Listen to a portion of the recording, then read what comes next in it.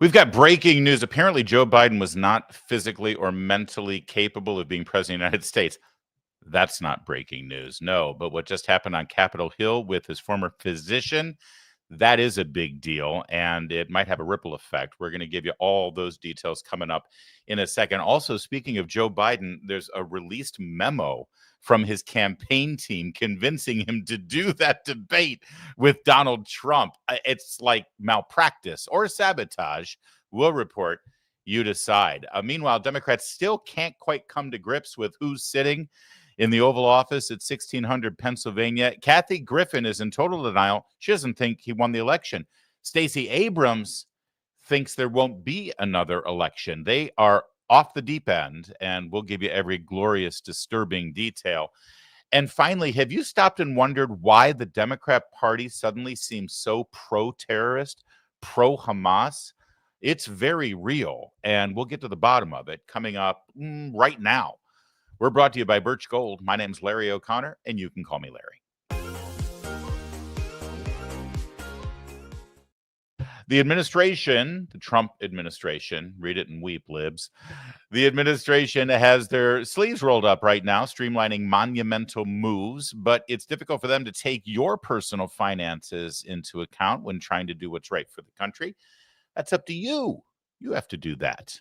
And that's why tens of thousands of Americans are buying gold right now, gold from Birch Gold. Here's why tens of thousands are doing so. Number one, in the past 12 months, the value of gold has increased by 40%. 40%. Some central banks bolster demand for gold by buying in record quantities, and global instability and tension is about the highest it's been in decades. You may be able to find peace of gold in these times. I said it again. You may be able to find peace of mind in gold. Birch Gold makes it extremely easy to convert an existing IRA or 401k into a tax-sheltered IRA in physical gold, or just buy some to store at home for a rainy day or the apocalypse. Text my name, Larry, to 989898. Birch Gold's going to send you a free info kit on gold. There's no obligation. You just get useful information. They've got an A+ rating with the Better Business Bureau, tens of thousands of happy customers. It's time for you to take control of your savings today. Text Larry to 989898. Do that today. Now, we've had some fun with Jake Tapper's book that uncovered the hidden story, the revelation, the breaking blockbuster. Now it can be told. It told us that Biden's brains were mashed potatoes. We talked about that book. We made fun of Jake Tapper because it's the last thing that anyone expected a real journalist like Jake to uncover, the truth. Well, now we've got a brand new Joe Biden book, and it actually has some real reporting in it, and it has some stunning revelations. Now, we're going to share those details as they've just come out today. You're going to get it in a sec. First, though, we do have breaking news on Capitol Hill. First, actually, the beginning of the story begins at 1600 Pennsylvania, where the White House late last night released a letter specifically to Dr. Kevin O'Connor, no relation.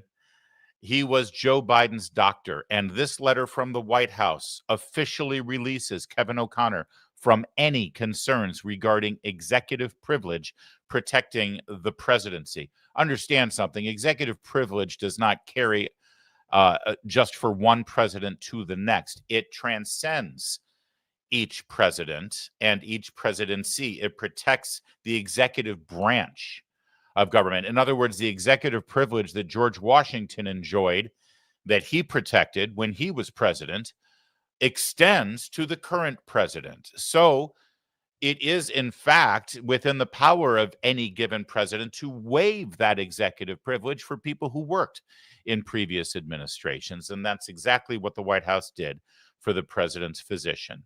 Any question that Congress was to ask of Kevin O'Connor today behind closed doors in a private session of the Oversight Committee, the White House preempted O'Connor from claiming executive privilege. That was a great move, a chess move by the Trump administration with this letter because of the extraordinary events in this matter. In fact, they specifically say The extraordinary events of this matter constitute exceptional circumstances warranting an accommodation to Congress.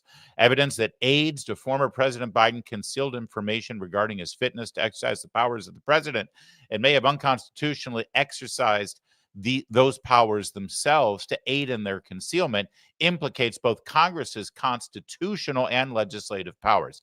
In other words, this is a protected right that we hold here, executive privilege at the White House. And we hold tight to that when Congress is trying to dive into affairs that don't concern them, where they're trying to pry or go on a fishing expedition.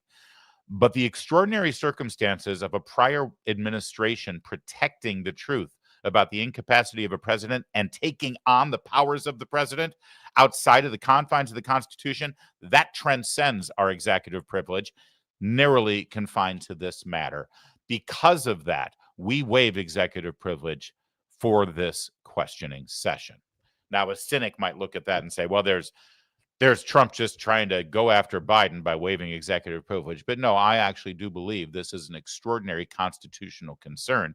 And the Trump White House, even though they benefit by attacking their predecessor, actually do want to make sure everything is clear and ordered and constitutional with regard to the mental fitness of the President of the United States. That being said, Kevin O'Connor, physician to Joe Biden, still refused to answer questions. He did not claim executive privilege. Actually, it appears he claimed his own personal Fifth Amendment privilege and potentially doctor-client privilege. Here's what the breaking story is from James Comer, the chairman of the Oversight Committee. President Joe Biden's physician, Dr. Kevin O'Connor, just pled the Fifth at his deposition before Congress today. It's now clear there was a conspiracy to cover up President Biden's cognitive decline after Dr. Kevin O'Connor, Biden's physician and family business associate, refused to answer any questions and chose to hide behind the Fifth Amendment. Now, this is interesting. Doctor-client privilege is one thing. And by the way, I would argue that a doctor who is employed by the United States people, we're the client here. We may not be the patient, but we're the client. We pay for this doctor to examine the president on our behalf, number one. Number two, this physician submitted public documents to the American people claiming that Joe Biden was in perfect health. He's on record saying that. That means he's already waived certain types of doctor-client privilege to reveal to the American people and to the world the results of his examination. If he's willing to do that, then those results are open to inquiry, public inquiry. That's number two, right? It's not like your doctor releases a statement to the world about your health, right? So asking and getting answers to questions about your health would be a violation of doctor-client privilege. Not in this case, not if the doctor preemptively already made public statements about that health. But here's the third thing that's really interesting. The Fifth Amendment is a protection in the Constitution against you incriminating yourself in some kind of criminal liability. You don't have to testify, and the government cannot compel you to testify and say something that might put you in jeopardy of criminal prosecution.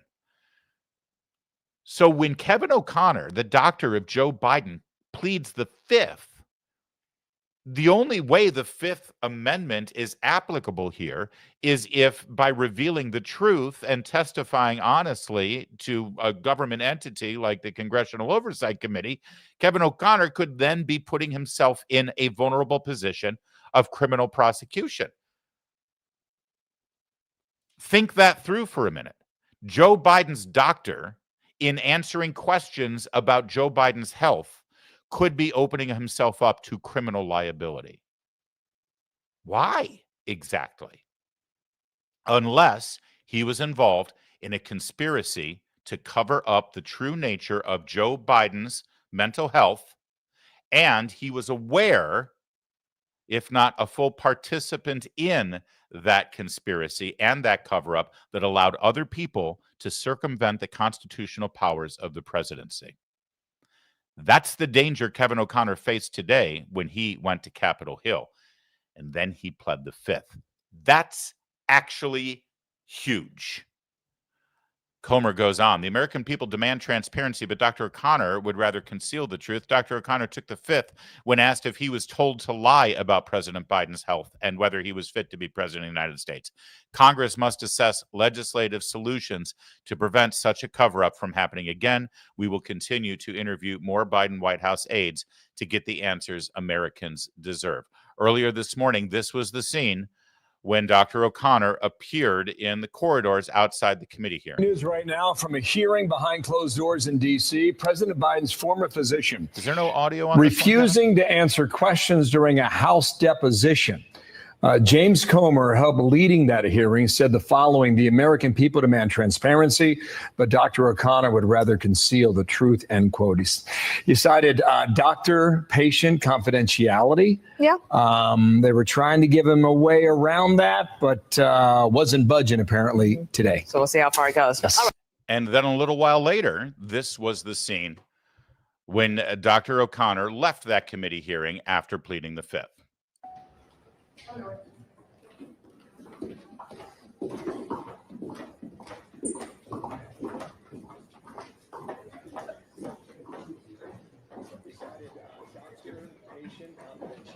Dr. O'Connor, Will you make any comments to press, sir? Do you have a message for the committee? There it was, and that's historic, truly historic. Sorry about that. Truly historic moment. As our friend and colleague Vince Colonnese pointed out, Biden's doctor just pled the fifth to avoid talking about the 25th Amendment. Pleading the fifth is something that most people didn't see coming. They figured it would be executive privilege, which got waived by the Trump White House this morning. And then they figured maybe it would be doctor-client privilege, which would be tested in court. They'd challenge it. They decided not even to go there. They decided instead to go all the way and plead the fifth, which means when asked the question, were you told to lie about Joe Biden's health? He said, I plead the Fifth Amendment, which is the amendment that protects you against self-incrimination. That basically tells you everything you need to know. Again, this isn't a court of law, but this is the court of public opinion. And that move is huge. Now, this comes just as a brand new book about Joe Biden's presidency and the decline of his health, especially in the 2024 presidential election year, is released. The author of that book, Wall Street Journal reporter, was on Fox News this morning. Take a look. I think the insularity and the warped sort of information that Biden was getting from his top advisors, particularly after the debate. Insularity, how they were keeping information from him, how people who had the truth could not even get to him, could not reach him on the phone, how his pollsters repeatedly wanted to meet with him, were blocked from meeting from him, how his top aides, Steve Aschetti and Mike Donilon, gave him things that were not necessarily consistent with what others viewed as reality, and how a lot of his even longtime friends, Senator Chris Coons of Delaware, could not reach him in those period of time. I think the insularity and the warped. All right, and a little bit more from this that I want you to see, and then we'll get into the details of the book. What if his aides on the campaign, the fundraisers called and said, we're not getting any more money? They saw the polling. They had members of Congress, senators, calling them and saying, we're going to lose every state. We're going to lose majorities in both parties. He has to get off the ticket. And they would not take the information to him. They would not, his top people would not share it with him. You know. All right, so they're hiding all this information from him within the campaign about his chances in re-election. What does that tell you about how the White House staff protected him, this insularity that he's talking about? By the way, the book is called 2024, How Trump Retook the White House and the Democrats Lost America. It's by Josh Dawsey and Tyler Pager and Isaac Arsamoff. And they are Wall Street Journal reporters who covered the campaign. A little bit more from the author. We have these debate memos that we obtained for the book. And his team was pushing him to debate early. And they were saying, this is your only chance to get out there early and try to take Trump on, right? And then they go to debate prep. They spend a week at Camp David, and it doesn't go well, right? There are days where he's sort of better than others. We put a report in our book. They call Steven Spielberg in to try and do kind of coaching with him. They're working on his facial expressions. are really trying to make it happen. And Ron Klain, who's running the debate prep, who was his former chief of staff, says to others at the end of a prep, this is really going to be touch and go. I mean, they knew it was going to be rough in Atlanta, and they were hoping by spending a week or two out at Camp David, they could, sort of ameliorate these problems. They weren't able to do that. No, they sure weren't. Steven Spielberg was brought in, the man who, brought us Jaws and Close Encounters and E.T. and the Jurassic Park CGI dinosaurs. What were they thinking he was going to do? I love the way Democrats think this stuff through, that it's like, well, we just need a Hollywood director. It's all showbiz. We just got to make sure it looks good for 90 minutes on television, and then we're fine. It's really just about his performance. Ultimately, this election was not about Joe Biden's health, obviously, because Kamala Harris took over, and she was young and robust, wasn't she? And Donald Trump won anyway. He was going to win. He beat Biden in July, and then he beat Kamala Harris in November, because ultimately, as Democrats like to bring in Hollywood directors and script writers and deal with the showmanship and the stagecraft and get all of the Hollywood endorsements, think about the endorsements Kamala Harris got. They were going to go to Joe Biden anyway, because they went to Hillary Clinton before that, and Obama. They really think Hollywood is who's going to win an election for them. But ultimately, you know why Donald Trump won? Because the country was in sorry shape. It was getting worse. The Democrats had no new ideas. And Donald Trump promised in the campaign that he would turn things around. And he told you exactly how he was going to turn things around. And lo and behold, he has in fact turned things around. And Steven Spielberg ain't going to fix that. You also heard the name Ron Klain thrown out there. Ron Klain is a D.C. guy, political operative, big-time Democrat, comes from Clinton world. And he was managing the debate prep for this disaster of a debate on CNN 1 year ago last month. You know what Ron Klain also was responsible for? He was responsible during the Clinton campaign of 2016 of playing Donald Trump against Hillary Clinton in their debate prep. Ron Klain is a complete and total disaster when it comes to presidential politics. And he was the chief of staff for Biden's super successful presidency. Now, you heard talk about a memo just now, and that memo has now been released for everybody. This is a briefing memo, April 15th. It's from senior advisors to President Joe Biden. This thing is mind-boggling, you guys. Take a look at how it's written. First of all, the fact that it's from senior advisors, right? Yeah, I mean, you're Joe Biden, you're getting this memo. Who's this memo from? They don't bother putting people's names in there because they're afraid he won't understand who they are and he won't recognize the names. So instead, they just put senior advisors. But look how they write this. It's like for a 5-year-old. Number one, overview. In follow-up to your previous political meeting, every time they use the word you or your in communicating, in writing to Joe Biden, they put it in capital letters and in bold. Because otherwise he wouldn't quite understand, I guess. Or it's meant to draw his eyes to those words so he'll pay closer attention. If somebody can explain to me sort of the psychological need to put Joe Biden's, the pronouns relating to Joe Biden, you or your, in capital letters. Or maybe this has to do with people who have cognitive disabilities or spatial awareness problems. I don't know, but it is bizarre. In follow-up to your previous political meeting, your senior advisors continue to recommend you debate and prepare to debate earlier in the cycle. Following your last meeting on debates, we have updated our timing recommendations and highlighted some of the latest developments from news agencies and recent Trump statements below. So this was in April. This is right before they came out with that heavily edited 14-second video where Joe Biden challenged Trump to debate. Remember, make my day. I beat you once. I'll beat you again. I hear you're free on Wednesdays. Remember that whole thing? And Trump's like, fine, I'll debate you anytime, anywhere. And they settled on the CNN debate in June, and then they settled on an ABC debate in September, if you remember. After further discussion, your senior advisors, including Ron and Cedric, continue to believe it's important to move forward with a plan that supports your participation in debates as early as possible with the following goals in mind. So here are the goals for this debate in June. Number one, to debate Trump early and before many Americans would already be voting. 2, to debate 2 times this cycle. The first debate would be in the spring before your Democratic convention in August. And the second debate would be in the early part of September after Labor Day, to set the terms of debate to work best for you and to move quickly to set timing and a plan for debate so you enter the debate process from a position of strength. Yeah, that's right. That debate we all saw, that was Joe Biden operating from a position of strength, not weakness.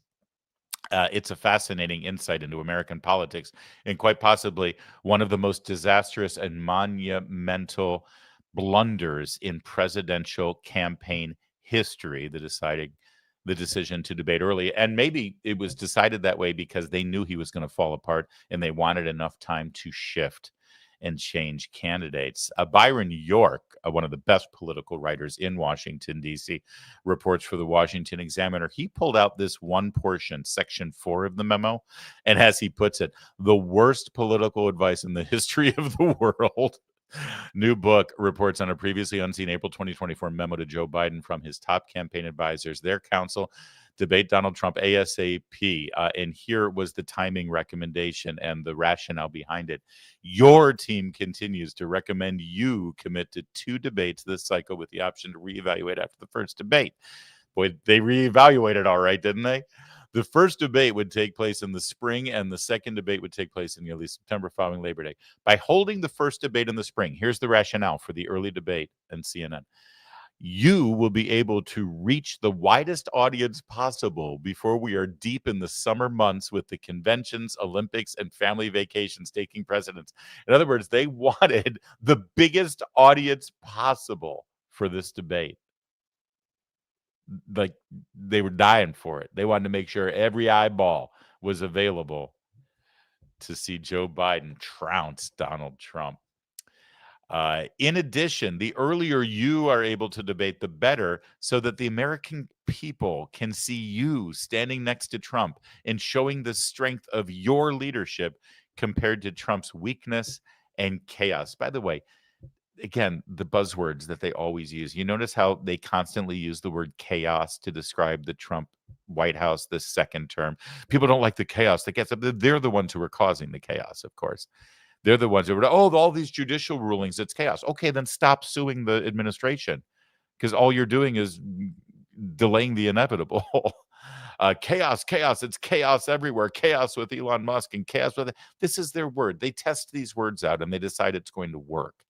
Does life feel chaotic to you right now? Doesn't to me, especially compared to 4 years under Biden. Anyway, I just find that interesting that they wanted to show your leadership compared to Trump's weakness and chaos.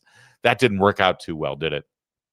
And finally, while there is no perfect time to schedule the debate, we've identified an ideal spring window to debate in late June. By the way, these morons, it's not spring. The last week of June is summer. The first day of June is what? June 20th, isn't it? So they don't even know basic elementary school stuff that we learn in second grade. The ideal spring window to debate is late June. Well, that is technically early summer, you moron. They should be fired just for that mistake, which will allow for extensive preparation to be built into your schedule. That's right. What we all saw in June on that debate stage on CNN was the results of perfect timing, ideal conditions, a position of strength, and the maximum of extensive preparation. And that's what we got. It's the perfect storm of buffoonery, blunderbuss, and complete and total botched political advice. And to boot, you had Biden, who had mashed potatoes for brains. And I'll take this moment to remind you that for the most part, after the debate, the majority of people on MSNBC, including Rachel Maddow, believed that Joe Biden won that debate. Yeah. Rachel Maddow, go pull the video up. She said, yeah, he started off shaky and his voice was weak, but boy, he finished strong. His voice came back and he had the presence, and it was Trump who was just all over the place at the end of the debate, but Biden really nailed it at the end. Remember how Dr. Jill took him to a rally and said, you answered every question. You did so good, Joe. And it only took 4 weeks for him to drop out and make history by relinquishing his party's nomination before he could even get it. Oh, what a time to be alive it's been for the last 13 months since that happened. And now we're happy to have this book and learn just how bad it was behind the scenes. So bad that the president's doctor won't even testify about Joe Biden's health and his evaluation of the president, lest he open himself up for criminal prosecution. Yeah, all of that was the presidency that MSNBC and most people in legacy media celebrated as one of the finest in American history.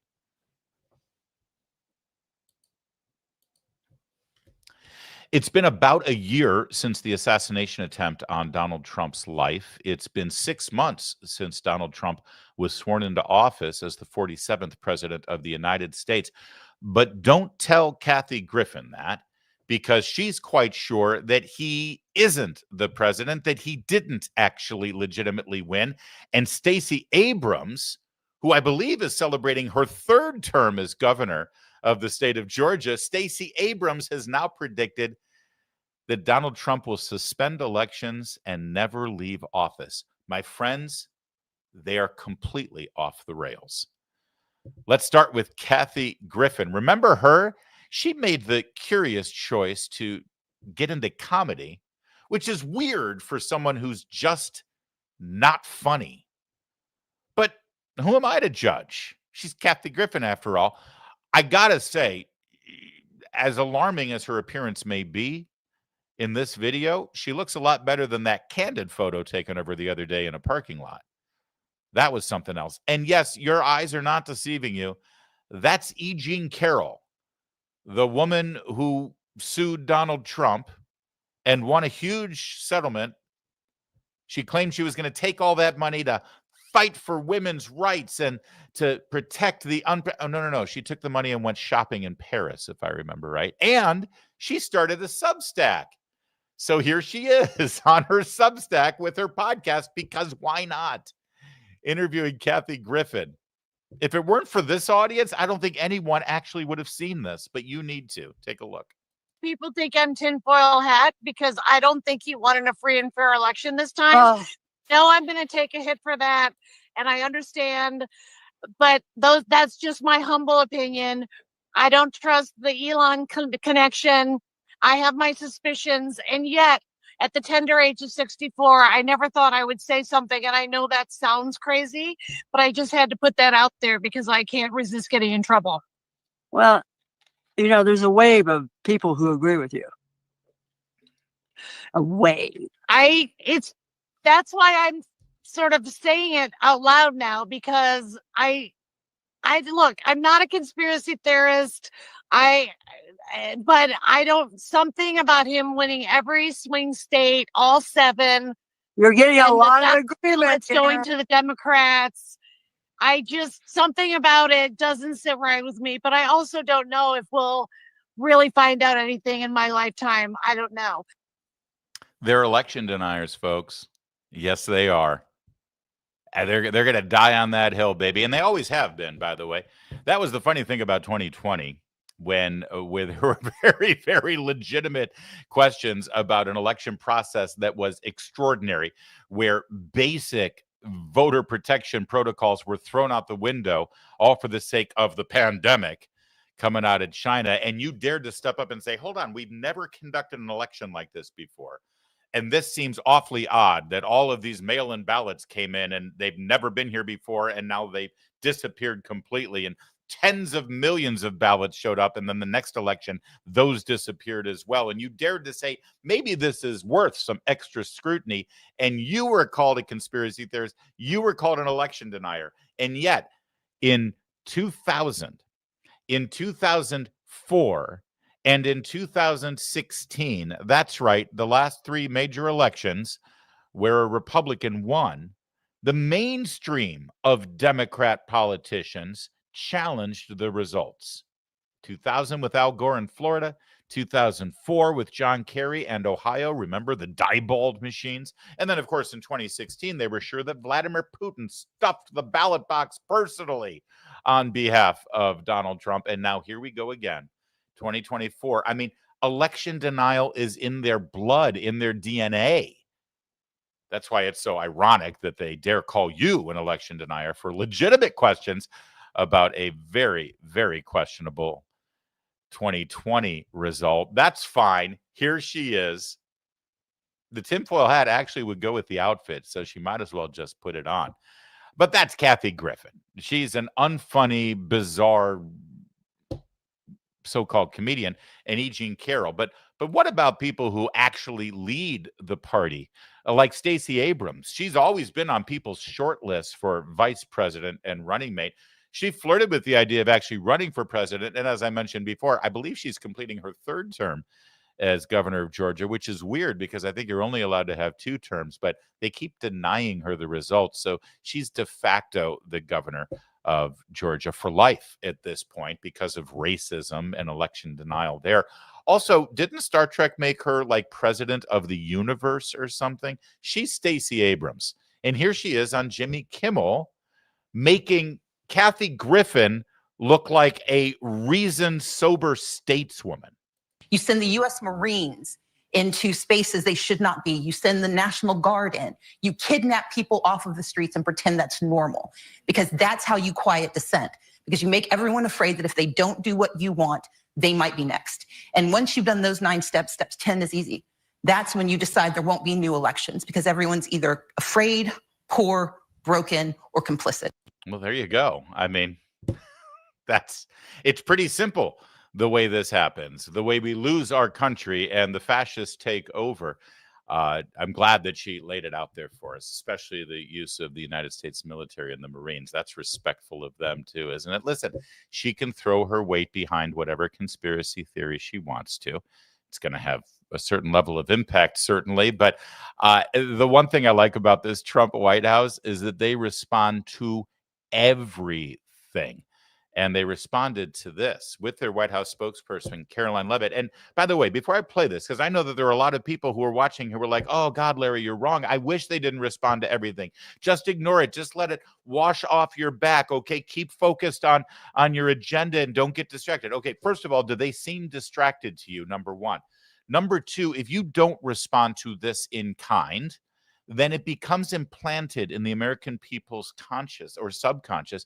It becomes part of storylines on television and in films, and it just becomes the truth after a while. Perception is 90% truth. And also, I'm old enough to remember Mitt Romney being the better man and not stooping to the level to respond to things like this. Ditto John McCain. George W. Bush was president for 8 years. I voted for him. They called him a Nazi and he refused to respond. Here's the thing. When a president doesn't defend himself against such horrible accusations and they end up just sort of hanging there and sticking, that sends the message that if he won't defend himself, he won't defend you either. And when you call the guy I voted for Hitler, that means you're calling me a Nazi. And I would like to be defended from that charge. So I appreciate the Trump White House stepping up and pushing back on all of this garbage. In your monologue, Jesse, I can't believe I heard stupid Stacey Abrams say that deportations kill democracy. Newsflash, Stacey, wide open borders kills democracy. And that's what the American people voted against. The American public witnessed an open border, illegal alien invasion for 4 years, and they said enough is enough. The vast majority of this country supports deporting illegal criminals from our communities. This administration is all hands on deck in doing that, despite pushback from these radical Democrats at the state and local level. ICE and Border Patrol are doing the work that they swore an oath to do, to remove public safety threats from our communities, to protect our nation, our homeland, and our citizens. And they face now a 700% increase in violence from radical left lunatics. And we're not going to tolerate that. Anyone who threatens or who partakes in violence against our brave law enforcement officers against this in this country is going to face the fullest extent of justice from our great Attorney General. She's really good at that. And that was all on the fly, by the way. She was just responding to what she saw before she came on. She wasn't brought on to talk about that specifically. I do like a White House that defends themselves. But listen, the Democrats are going to have to die on this hill.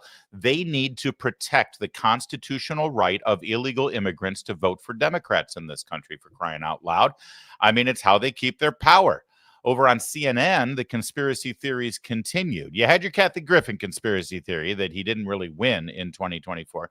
You have your Stacey Abrams conspiracy that he's basically creating martial law here and he'll seize control after suspending free elections.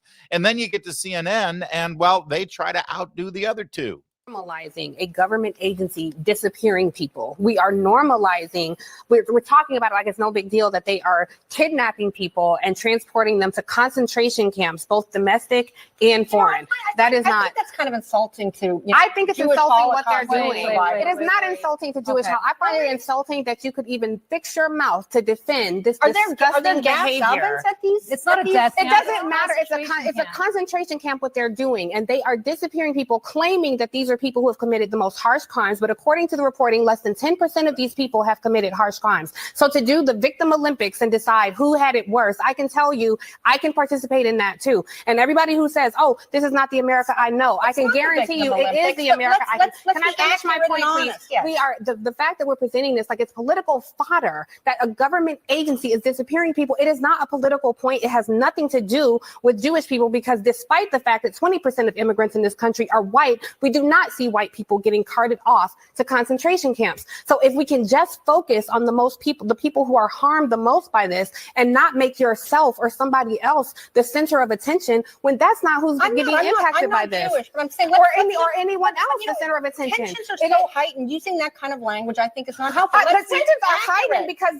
this BS administration is kidnapping people. It has nothing to do with my language. It has to do with the actions that are being taken by this administration. How many people have been disappeared that you've never heard from again, and we don't know anything about them or where they've gone? Thousands of people. And are you never serious? Heard about them? Where they're nothing really. Are you a reporter?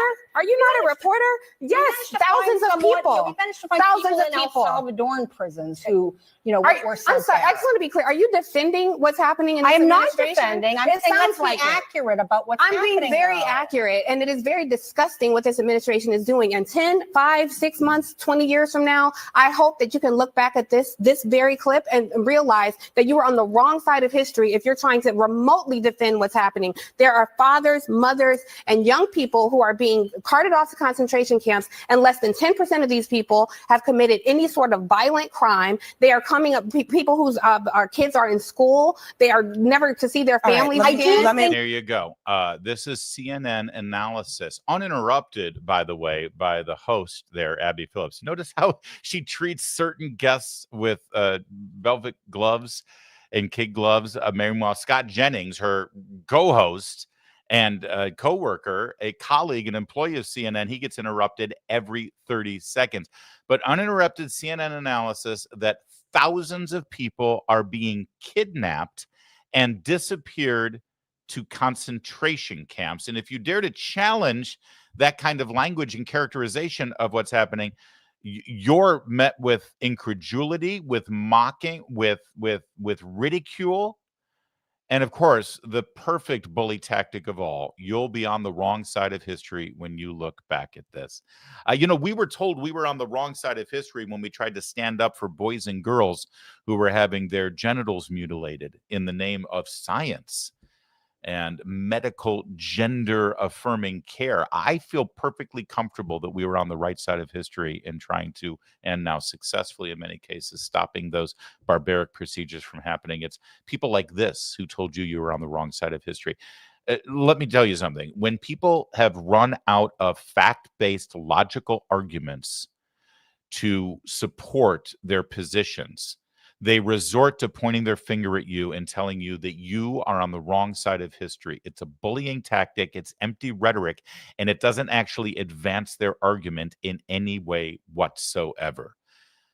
Whenever you hear it or whenever you see it, you know you've basically won the argument. And all they can do is lie. There are not thousands of people being kidnapped and disappeared and put into concentration camps. The use of those terms is insulting to the people who are still alive today, who were actually disappeared by fascist communist countries and the Nazis and put into concentration camps, literally put into concentration camps. The perfect example, by the way, that this is not happening is the random Maryland man, Kilmar Abrego Garcia. They picked one guy out of all of the people who were arrested and deported because they were in the country illegally and conducting criminal behavior. They picked one guy. They said, let's make a celebrity out of him. Let's find this guy. He's the best of the best. He's a Maryland man. He's a father. He was ripped off of the street by people and illegally sent to another country.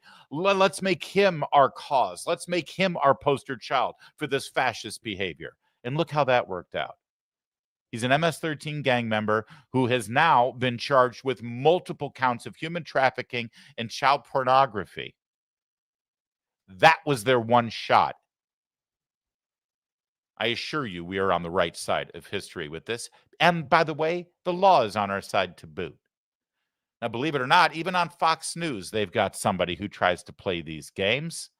But she takes a more nuanced approach. You know her, Jessica Tarlov. She likes to say people didn't vote for this. She lays out what's going on right now, which is, by the way, literally exactly what Donald Trump promised from the campaign trail in rally after rally after rally. If people do not leave on their own, there will be mass deportations. How often did he use the term mass deportations? I know it. We reported it here. In fact, my favorite thing about reporting that were all of the Democrat media personalities on cable and broadcast news saying, there's not going to be any mass deportations. What are you going to do? What are you going to do? Just go into neighborhoods and take people, check their papers, and then send them away? And the answer was yes. Yes, actually. That's exactly how it's done. It's been done before in this country, and that's what the law dictates. If you actually take our laws seriously when you're in charge of the executive branch of the federal government, and you know that the law is that people cannot be here illegally or live here illegally or work here illegally, then you take that law seriously and say, okay, we've got people breaking the law. Let's enforce the law. How do you do that? You go out and you find the people who are breaking the law, and then you deport them. So yes, this is exactly what people voted for. But Jessica Tarlov, she doesn't think so. Listen to Jessica. They need to cooperate with ICE to hand over people who have been convicted of something. I'm not talking about crossing the border as something that is convictable. I'm saying that if you commit a crime once you are on U.S. soil, you should be turned over to ICE. And I think that's an easy exchange. And that's what people voted for in November.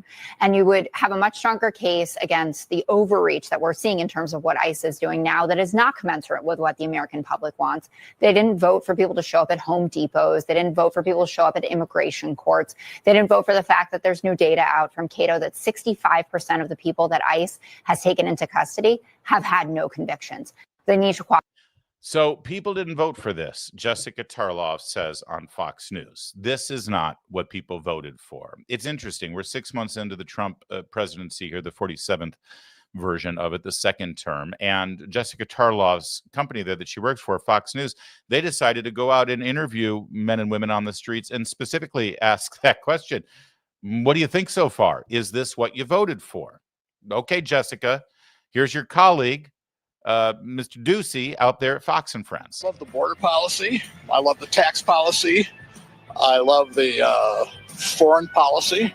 You know, America is no longer a joke. America is taken seriously. Well, there's a guy who would affirm that this is, in fact, exactly what he voted for. By the way, what a great shirt.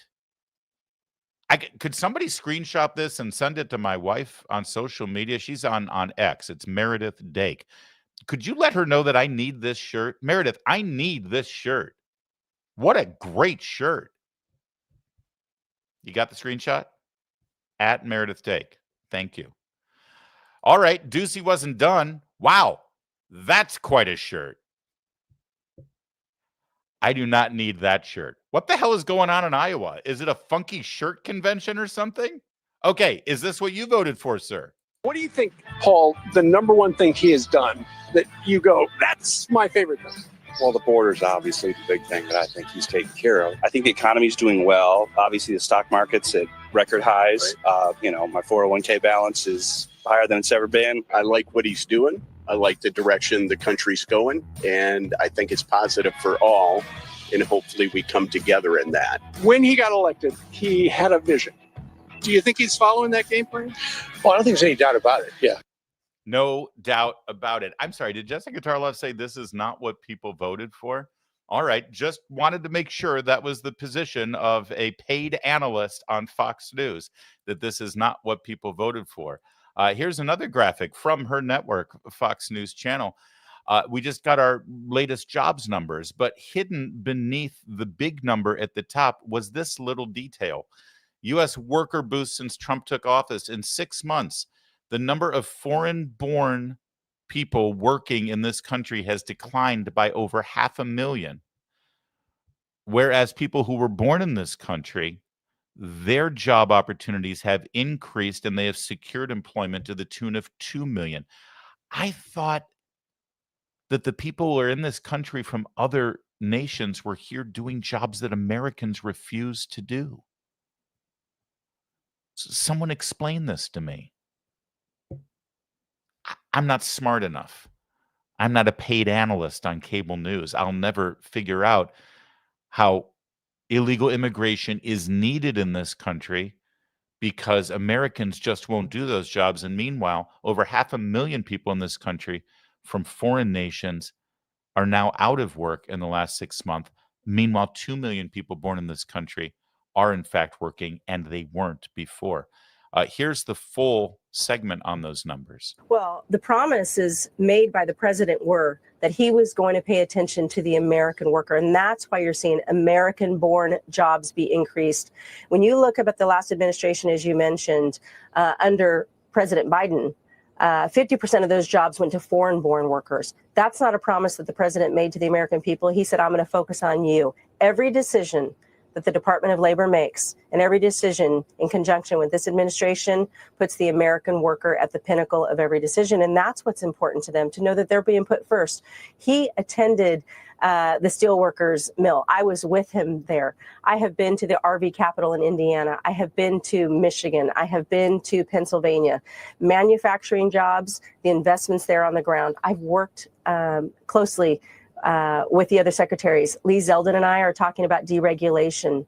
The Department of Labor just took 63 deregulation actions in order to cut the red tape so that companies can invest more so these jobs can grow. That's what they wanted to see. That was the promise that the president made to the American people, and that's what he's delivering on. That's your labor secretary laying it out there, and it's worth noting that when politicians say this all the time. Every single policy we do, we're going to shoot it through the eyes of the American people and the American worker and make sure that it makes sense for them. But 6 months in, you've got this kind of result. And it seems like this is a president and members of the cabinet who actually mean it when they say that. The results are astounding. The results are not debatable at this point.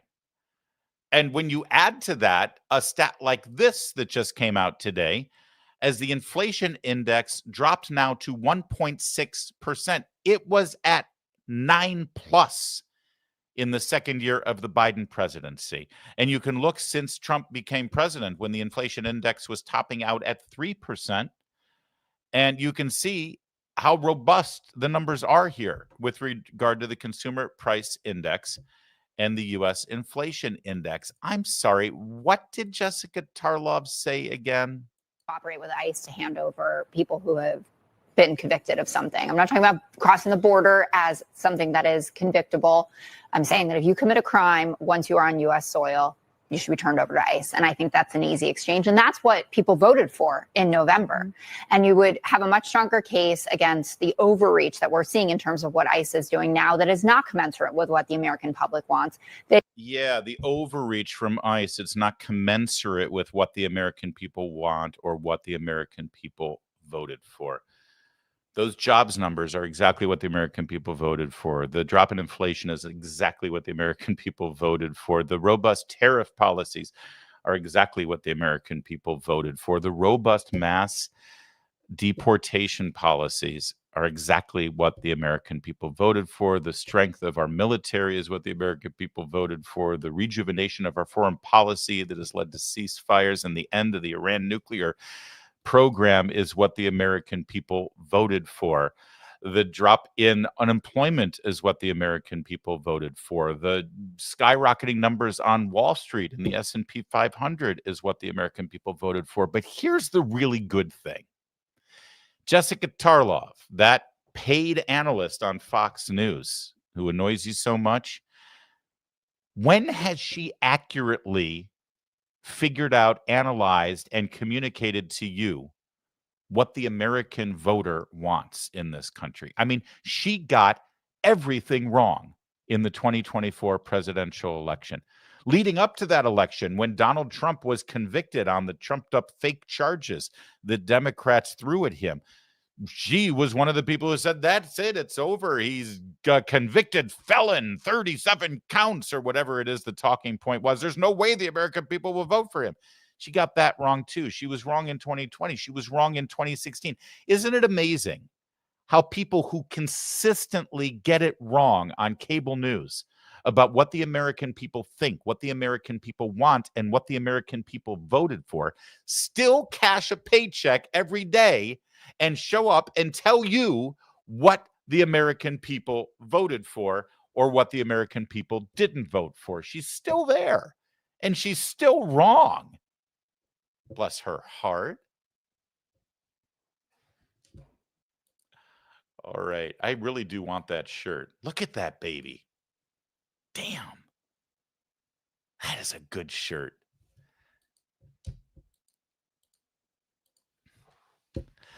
With the nomination of Zohran Mamdani in New York as the Democrat candidate for mayor, many of us are looking and wondering exactly what's happened to the Democrat Party, and more specifically, why we've lost our way in this country with so many Americans getting it wrong about the situation in the Middle East, and most specifically in Israel. An amazing moment happened on Piers Morgan's show. Piers Morgan seems to bend over backwards and give opportunities for people who hate Israel to go on there and spew nonsense in support of terrorists and Hamas. But what happened on his show just yesterday left him speechless, and it was an incredible moment. I'm going to show it to you in a second. But first, here in America, what's going on with the pro-Hamas wing of the Democrat Party, which seems to have taken over into the mainstream? Take a look. Cuomo, during the primary, attacked Mamdani as being insufficiently pro-Israel. I'm not quite sure the former governor understood how much the politics have changed around this issue among Democrats. What are we talking about here? All right, who Democrats sympathize more with, Israelis or Palestinians? In 2017, the Democratic Party was a pro-Israeli party. Look at this. They sympathized with the Israelis by 13 points, more with the Israelis than the Palestinians. But look at this sea change. Now Democrats sympathize more with the Palestinians by 43 points. Oh my God, that is a change in the margin of 56 points over the course of just 8 years. So all of a sudden, it's the pro-Palestinian position that actually reigns supreme in Democratic politics, not the Israeli position. And that is part of the reason why Mamdani was able to do so well in this primary, because those attacks over Israel, simply put, did not ring true for Democrats. They're now on the side of the Palestinians, not the Israelis. I mean, this is a much bigger issue, specifically with Mamdani, though. I mean, an outspoken critic of Israel. He's facing continued criticism, though, for not being outspoken enough against anti-Semitism, that is for sure. But on this, talk about Democrats and how broadly how this really is shifting. Yeah. So, you see this among Democrats overall, right? But we know that Mamdani's base was younger voters within the Democratic Party. And so I want to break it down for you. With younger Democrats. Correct. So take a look here. Who age 18 to 49 Democrats sympathize more with, the Israelis or the Palestinians? Again, in 2017, younger Democrats sympathized more with the Israelis by 14 points. Look at this shift now. Palestinians, they sympathize more with the Palestinians by 57 points. That is an over 70-point shift in the margin in just a matter of 8 years. So the bottom line is Mamdani's base within the Democratic Party and the base of the Democratic Party of younger voters, younger Democrats, have changed tremendously on this issue in 8 years' time. I rarely ever see shifts like this, Kate, in which you see one side of the equation leading by 14 points 8 years ago, and then all of a sudden the other side of the equation leading by 57 points. The bottom line is the politics around the Israelis and the Palestinians have shifted tremendously among Democrats, and they've shifted specifically tremendously among Democrats who are under the age of 50, younger Democrats who are Mamdani's base, and also the base of Democratic socialists like himself, like Bernie Sanders, like AOC. They have just shifted more so than I think that anyone could possibly have imagined, say, 8 years ago. All right. Now, that's incredibly instructive, and it might explain, I guess, exactly why we're seeing the rise of people like Ilhan Omar and Zoran Mamdani and Alexandria Ocasio-Cortez, and why politicians like Josh Shapiro were excluded from consideration as Kamala Harris's running mate because he's too, well, there's no other word for it, too Jewish. But let me explain something before you leap to conclusions here, because you look at those numbers, and that's a 71-point swing from one direction to the other within that demographic, 18 to 49 Democrats, 18 years old to 49 years old. Let me explain something to you real fast before you jump to the wrong conclusion. This snapshot in this poll is not showing a 71-point swing amongst people who have suddenly changed their mind on this issue. Okay, that's what your instinct is. Wow, these same people in this same data set in 2017 believed one thing, and now, just 8 years later, they believe something completely different. No, it's not the same people, you see. Oh, sure, there may be some people that are still Democrats from 2017 in that age group, but that's not really what's at play here. Here's what's at play. First of all, if you supported Israel in 2017 and you were a Democrat, more likely than not, you are no longer identifying yourself as a Democrat today. So when the pollster calls up and asks your party affiliation, you probably don't say you're a Democrat anymore. If you cared passionately about the issue, that's number one. So you're no longer in the data set today than you were back in 2017, number one. Number two, you've got a lot of people who have become voting age 18 years old over the course of the last 8 years. If you're 18 today, that means you were 10 years old back then. So from the age of 10 to 18, what happened to you? Well, you were exposed to a public education in America's schools, a public education that was severely warped and changed curricula-wise by the Obama presidency, in the Obama administration. They had 8 years to change the makeup of school boards, textbooks, and curriculums, and the mandates and the way that people were taught during those 8 years of Barack Obama. And those were put in place right when you were getting into high school and junior high school. And don't discount the power of the Obama radicals who changed the way public education was applied in this country. You ask anybody, any parent who had kids pre-Obama versus kids during and post-Obama, and they'll tell you about a monumental shift in perspective from the teachers' unions, the people who were recruited to be teachers, the curriculum, not just in your kids' school, but in the teachers' colleges to credential teachers who ended up in your kids' classroom. Teachers today are very different in terms of their political perspectives, their actives, their what's the word for it? Their political they're more politically active is what I'm trying to say. They see themselves not just as teachers wanting to educate children, they see themselves as activists. Now, that wasn't the case back in 2005, 2007. That was a huge shift that happened in the way teaching colleges operated and in terms of the recruitment for people to become teachers. You see it every day on the Libs of TikTok account. Who are these teachers who want to go into first grade schools and indoctrinate them in these warped ideologies? So now when you take a snapshot of voters 18 to 49, you're getting a whole host of young people who have been indoctrinated. All right. And then the third thing in this data set, so you don't think, oh gosh, look at Democrats have just changed their minds. We got number one, people aren't calling themselves Democrats anymore because they feel betrayed by their party. You got number two, young people who have been indoctrinated thanks to the Obama education policies. And number three, a lot of these voters have been imported.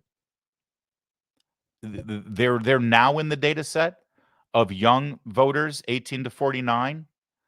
But back in 2017, not only did they not appear in the data set because they weren't Democrats or they weren't 18 to 49, no, they didn't appear in the data set because they weren't in America.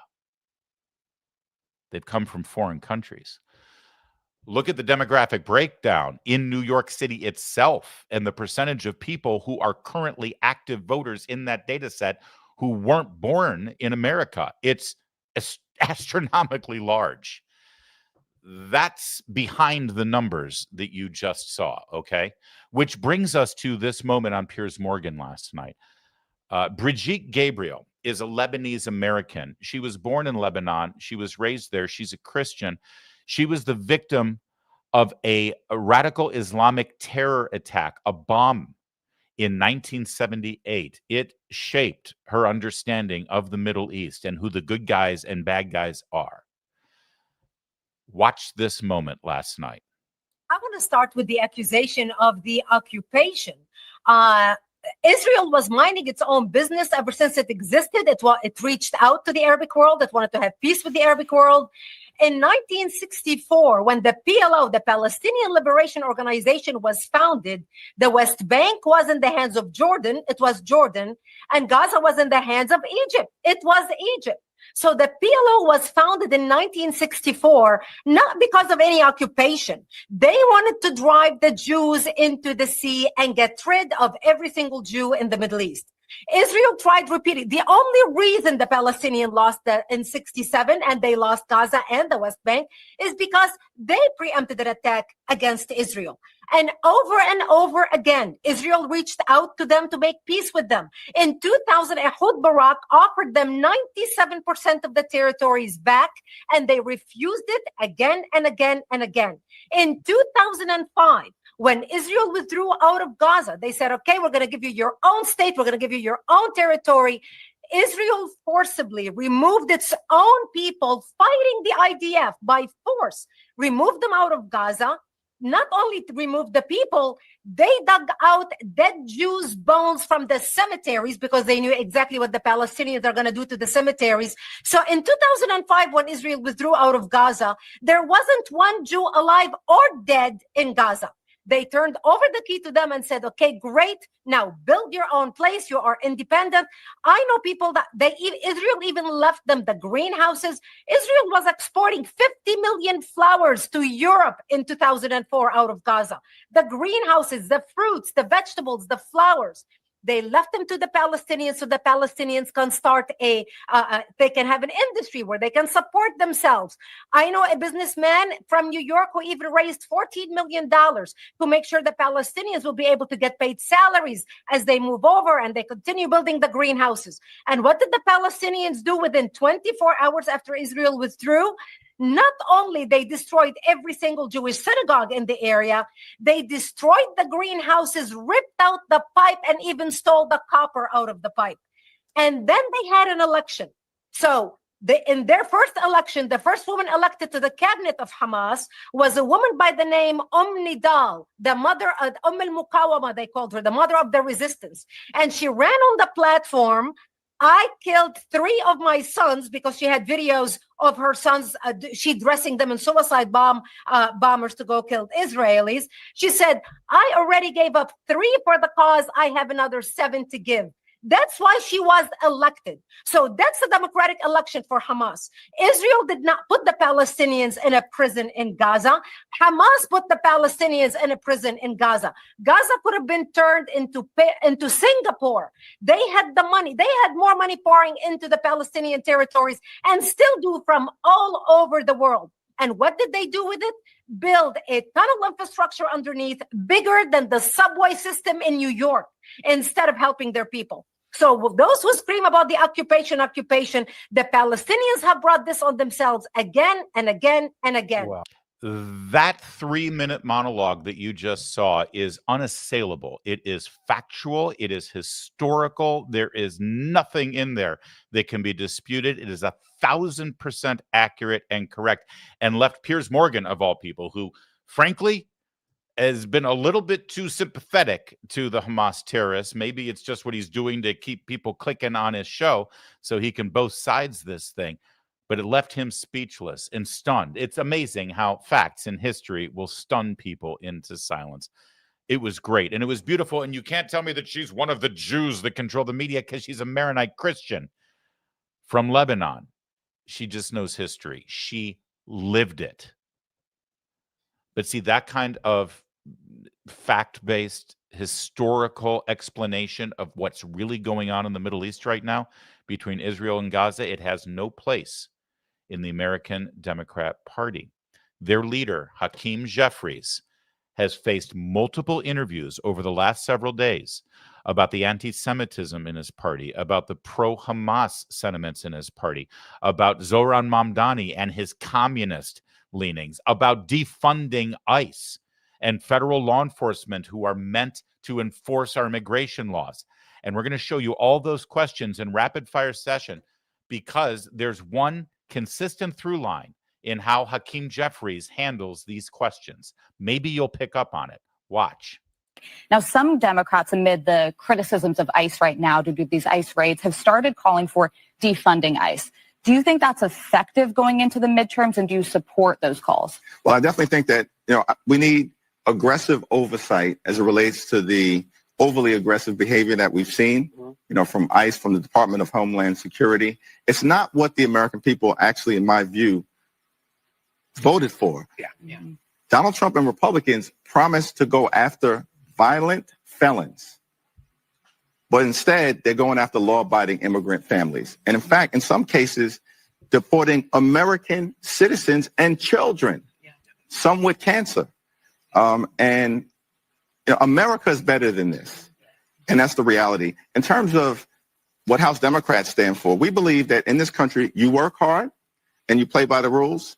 You should be able to experience the American dream. You should be able to afford to live the good life. Yeah, that was Hakeem Jeffries. I want to remind you, the question was, there are calls to defund ICE. Do you support that? Did you catch the answer? Here he is with Wolf Blitzer. Question has to do with Zohran Mamdani.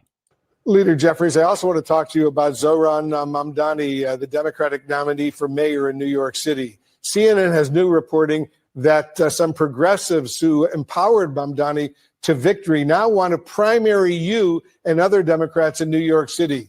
The co-chair of the New York City's Democratic Socialists of America says he thinks you're picking fights, quote, with the left instead of focusing on fighting the right, his words. Asked whether Mamdani thinks those House incumbent challenges should happen, his press secretary told CNN he was declining to comment, at least for now. How do you respond? I have no idea what these people are talking about. We are going to continue to focus our efforts as we did on the House floor in connection with Donald Trump's one big ugly bill on pushing back against the extremism that has been unleashed on the American people. It's clear to us as House Democrats, it's clear to us as members of the New York City delegation that the problem is Donald Trump and House Republicans who have launched this unprecedented assault on the American way of life, an assault on health care. They're ripping food out of the mouths of children, veterans, and seniors. They're exploding the national debt. They're unleashing mass agents on law-abiding immigrant communities. It shouldn't be too difficult for some people to figure out who the problem is in the United States of America. The Democratic leader, the minority leader, Hakeem Jeffries. Thanks as usual for joining. Yeah, thanks for not answering our question. You know, it takes a keen political eye to observe the nuance here that Hakeem Jeffries is showing when asked these questions and how he responds. Are you picking up on a pattern? Earlier in the interview, he was asked if at the very least he would condemn the rhetoric being used against ICE agents right now, considering we've seen violent attacks against these federal law enforcement officers. Surely he can bring himself to give a straight answer to that question, right? According to Axios, some are even being told they need to be more willing to go out there and get shot when fighting. That was a direct quote, get shot when fighting back against some of Trump's policies. One House Democrat saying, quote, and I'll read it to you, our own base is telling us that what we're doing is not good enough. There needs to be blood to grab the attention of the press and the public.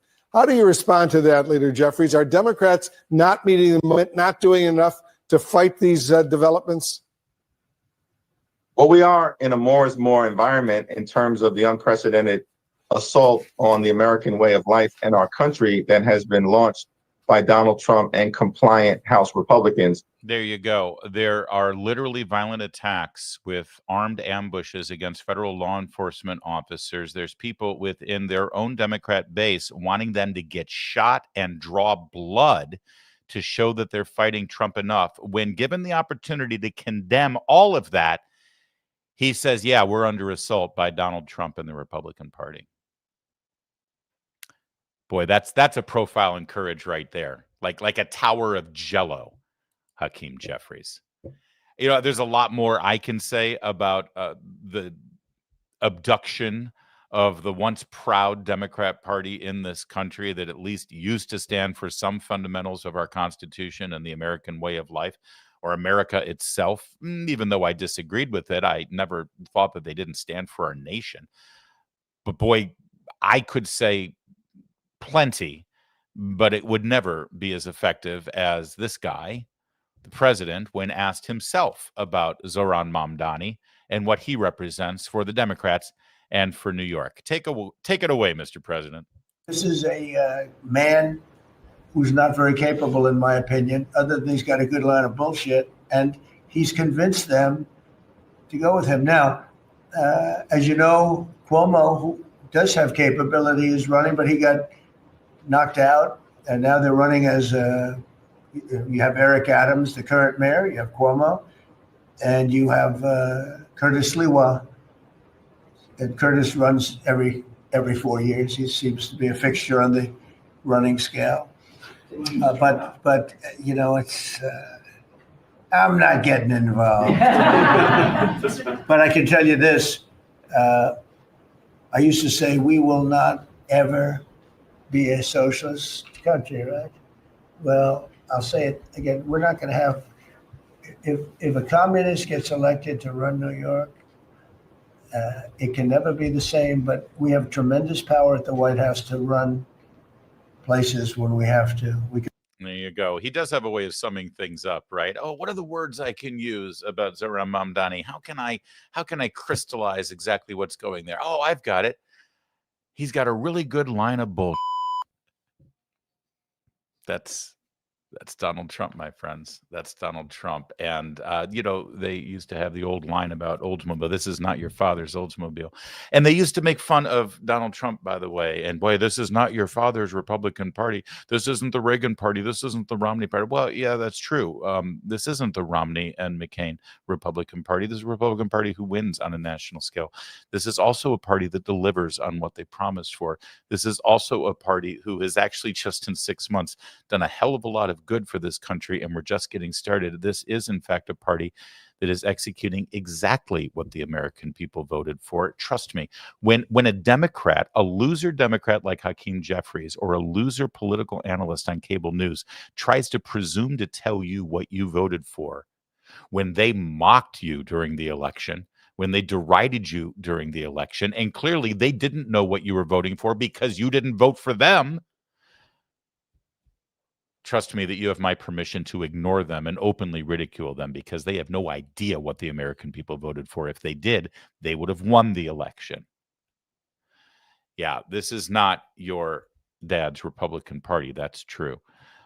This is also not your father's Democrat Party, not by a long shot, not even close. If your father or your grandfather loved Jimmy Carter or Hubert Humphreys, understand something. Those guys hated communists. Those guys fought for our military and were in our military. Those guys actually protected and loved our ally in the Middle East, the state of Israel. They wouldn't be welcome in any way whatsoever in today's Democrat Party. I assure you of that. Meanwhile, Ronald Reagan back in the 60s, yeah, he'd fit in just fine, not to mention the Gipper in the 80s. You need to pick your path politically. I'm not going to tell you who to vote for, but just don't believe the lies you hear. Keep coming back, and we'll keep delivering the truth, and then let you come up with your own opinions. Thank you so much for joining us today. That was a fun show, especially when Stacey Abrahms can be a part of the proceedings. Kevin, your audio was fine on that, right? I had an issue with my audio at the beginning of the show, but everything was fine? Flawless. Well, flawless. I don't know about that, McMahon, but I appreciate it. Let's get to your super chats, if you don't mind. What do we got? Fannie Willis Booty.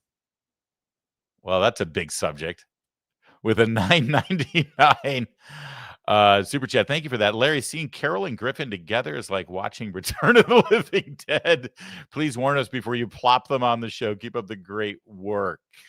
USA hang loose. Cool. Thank you for that, Fatty. I appreciate it. And I was actually thinking of giving a trigger warning before popping them up. That was a vivid segment with both of them involved. You know, whenever there's a ginger, I get nervous. Thank you, Fanny. I appreciate it. Luke Gunn with a $9.99 super chat. That's like an old Herman Cain super chat right there. The 999. Thanks, Lou. Appreciate it. Joe Gianna Gage with a $1.99. Jessica needs to go. Yeah, Jessica Tarlov is that. Boy, given the choice between Jessica Tarlov and Harold Ford on the 5, it's not even close, is it? Something about her just rubs people the wrong way, understandably. Lou Gunn with a $4.99 super chat. I'm convinced the Fox keeps Jessica Tarlov to get the ratings of folks asking them to fire her. That's possible. It's funny. A lot of people are criticize us because we show so much of CNN or we show so much of The View and stuff. The Abby Phillips show gets higher ratings here every day than it does actually on CNN. But that's fine. I mean, it's good. They're not, trust me, when everyone says, oh, you show them too much because they get better ratings here, they're not making any money off of this. I promise you. As long as you don't watch CNN and you just watch the clips here, it's win-win. Gives us something to do and talk about and laugh at, and they get nothing out of it. But you're absolutely right. I appreciate that. I think we're done. Is that it? That's it. Thank you, Kevin. Appreciate you watching today. That was a fun one. We'll be back tomorrow, same time, same place. In the meantime, my name is Larry O'Connor, and you can call me Larry.